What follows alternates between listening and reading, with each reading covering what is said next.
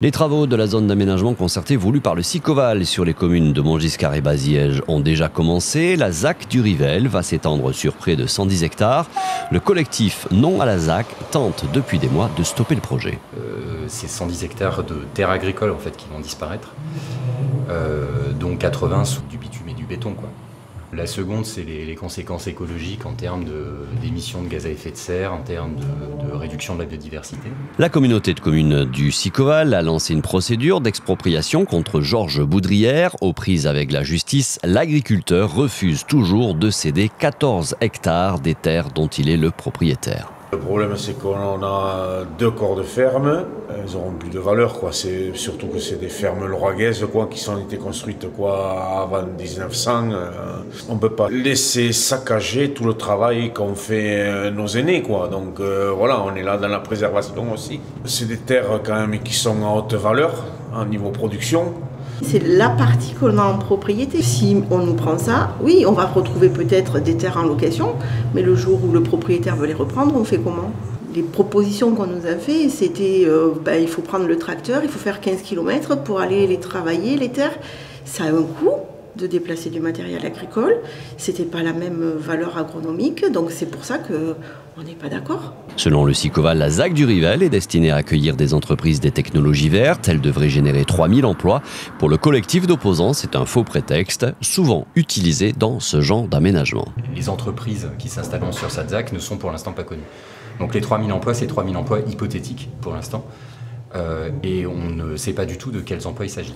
Et est-ce que vraiment ça sera des créations d'emplois ou des déplacements d'emplois? Ces emplois, ils sont annoncés comme des emplois locaux.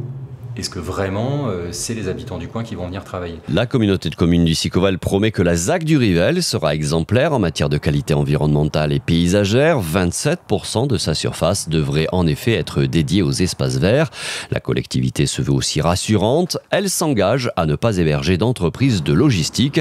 Une garantie qui ne semble pas convaincre la famille Boudrière ainsi que les membres du collectif Non à la ZAC du Rivel. Le fonctionnement de cette ZAC, c'est un peu comme quand on construit un lotissement, c'est-à-dire qu'il y a des parcelles et puis ensuite on vend les parcelles. Et les parcelles, elles seront vendues aux entreprises qui voudront bien les acheter.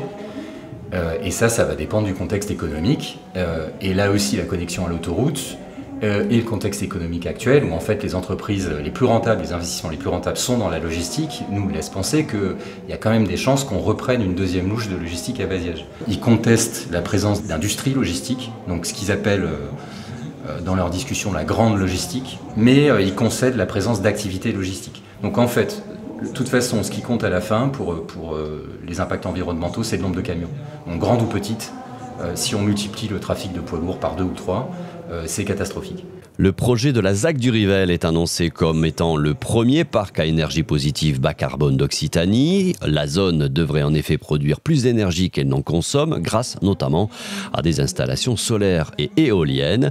De la poudre aux yeux, répond le collectif contre la ZAC.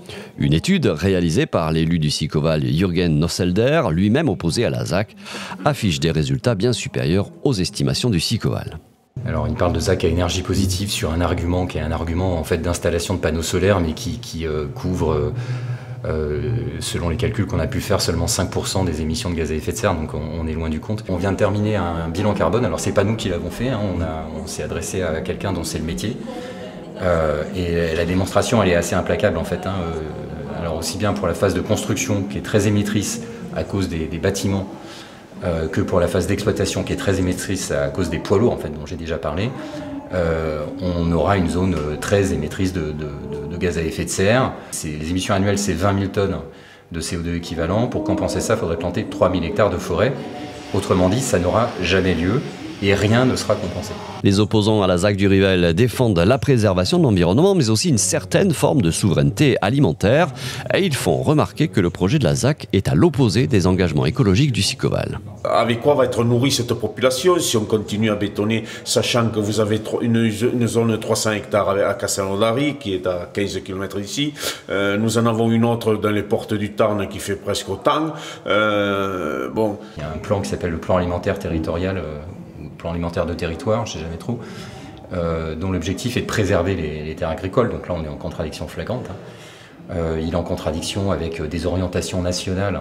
Le principe du zéro artificialisation nette, c'est c'est quelque chose qui est affiché au niveau national, mais où il y a beaucoup de lobbying et beaucoup de pression pour faire marche arrière là-dessus. Donc je ne sais pas ce qu'il en sortira de ce principe-là.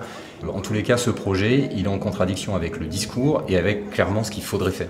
La famille Boudrière est aujourd'hui engagée dans un véritable bras de fer judiciaire contre le Sicoval. Elle n'a pour l'instant jamais eu gain de cause. Elle attend aujourd'hui le résultat en appel des 3 procédures engagées. On attend le résultat de l'appel pour l'expulsion. On est en cours de cassation pour la fixation des indemnités, mais on est surtout en appel pour la déclaration d'utilité publique. Parce qu'en fait, si j'ai pas de déclaration d'utilité publique, j'ai pas de projet. Donc pour nous, c'est ça en fait. C'est la seule action que nous avons engagée. Le reste, c'est le Sicoval qui nous a assigné chaque fois. Voilà. Et nous, on avait espoir que la déclaration d'utilité publique tombe. Et à ce moment-là, tout le projet tombe et on retrouve nos beaux paysages du Lauragais.